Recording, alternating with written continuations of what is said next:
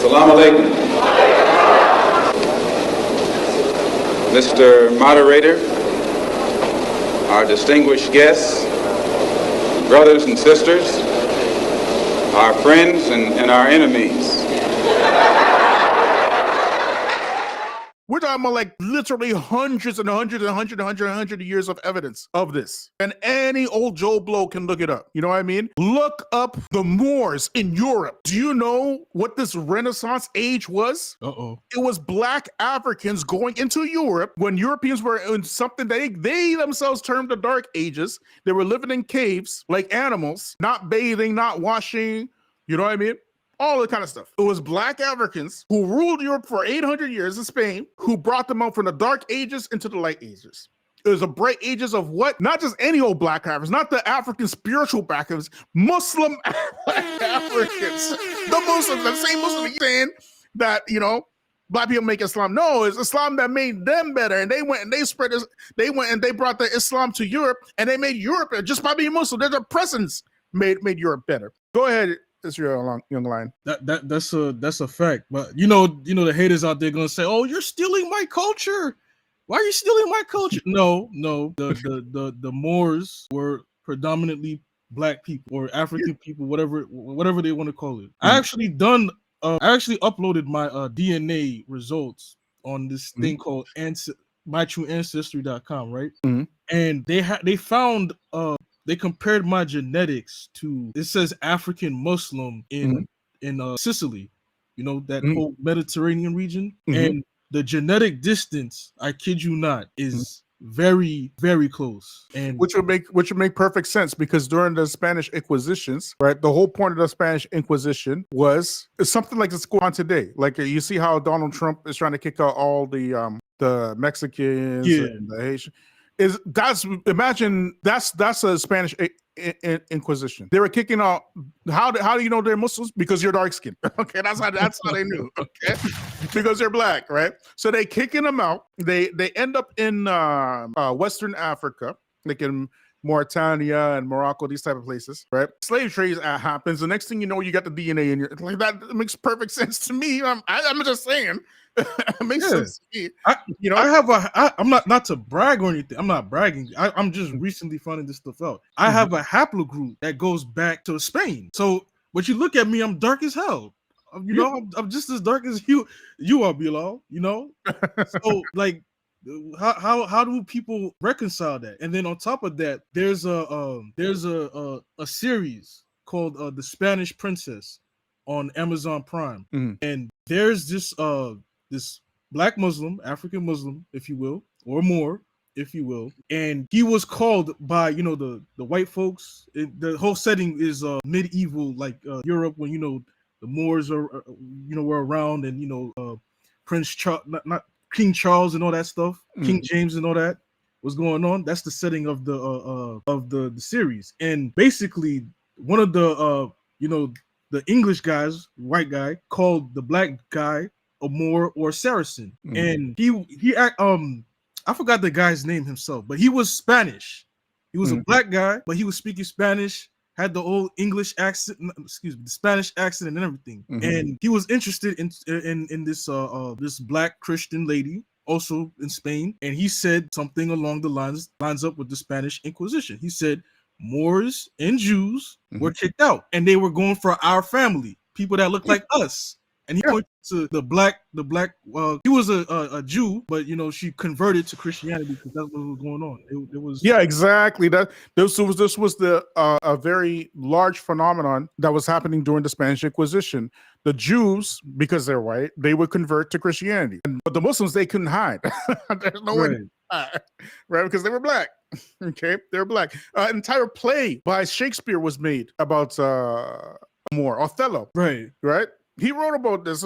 What you're telling me about, black people making Islam better? No, Islam is making black people better, and the presence of these black Muslims is making everybody else better. Right? Don't get it twisted. We were interrupted by white colonialists who came with their lies, came with their weapons, and came with their white supremacy, and messed everything up for everybody. Okay.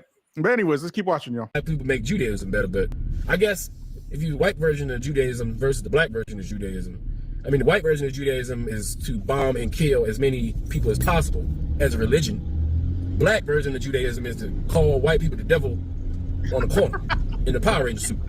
So I guess the Power Ranger suit and calling white people the devil Sorry, I is gotta much safer rewind that. You and know more what he peaceful. said? Black version of Judaism is to call white people the devil on the corner in the Power Ranger suit. So I guess the Power Ranger suit and calling white people the devil is much safer and more peaceful than the white. Oh my gosh, man! Yeah, I used to do what he was talking about. You know, He's talking about with the Power Ranger suit and everything. The Power Ranger suit. You know, what used to go outside with the turbans. You know, reading out the Bible. You know, anytime a European would come down the street, you know, you would rail on him. You call you devil. You know the whole yo read. You know, I did all of that. Oh man, that's crazy, man. But that was funny. That was funny. I gotta admit, I had to rewind that one more again. All right, let's keep watching, y'all. White version of Judaism, which is to bomb and kill as many mixed mulattoes as you can, right? Under the guise of peace. And is it? Did Jews ever proclaim to want peace? I don't even hear him talk about peace. All I hear him talk about is everybody else need to go to hell. And I mean, didn't they kill Jesus? I'm just saying, right? I mean, let me know. Did they kill Jesus? What? Jesus was a Jew too, right? So I mean, hey, I don't know what to tell you. But none of these, I'm not supposed to do it. And young people are figuring it out. Like even the politicians are still trying to use Christianity. Right now, white politicians are trying to use Christianity to hold on to racism because you need Christian. They've always done that from day one. This is nothing new. The whole reason why you got a black church is because of white supremacy. This is not a new phenomenon at all. They've been doing this since the Spanish Inquisition, as we mentioned, into the late 1400s. Since that time, they've been doing this. And they haven't stopped since. They take Christianity, attach Christianity to Jesus's legacy and say that this is God's religion when it ain't got nothing to do with Jesus and ain't got nothing to do with God. This is the devil's religion packaged and marketed as God's religion. Christianity and Jesus ain't got nothing to do with each other, okay? Don't get it twisted. Jesus, peace be upon him, he was a revolutionary, like what we would call a revolutionary. You get me? He was a messenger of God. He was righteous. Everybody who met Jesus loved Jesus. Nobody who stayed with Jesus except that he elevated them. Look at the stories in the Bible in terms of Mary of Magdalene, for example, the prostitute. According to your own book, the prostitute. Look how he elevated her, took her out of sin and made her into a respectable member of society. Do you find the white Christians of today doing that stuff? Or are these same white Christians who brought those very same Hispanic people Christianity so they can worship lily white Jesus, putting them on planes, separating their families and sending them back to even some other country they never came from in jails and stuff like that? Is this the religion of Jesus? What does got to do with Jesus? You get me? It's like night and day, right? So don't get it twisted. These white folks ain't changed. They ain't changed. And it's their whiteness that they're united about. Nothing else. Ain't nothing else. Because they don't got a word that they keep. They don't got a contract that they uphold. They don't got a treaty except that they break it. And they truly believe that their survival is solely dependent on the destruction of other people, and they practice it. And then you got Muslims out here talking about, well, I'm going to vote Donald Trump because he lessens your two evils. Like, fool, if you don't get your funky out my face, like, don't play with me. Anyways, let's keep watching, y'all.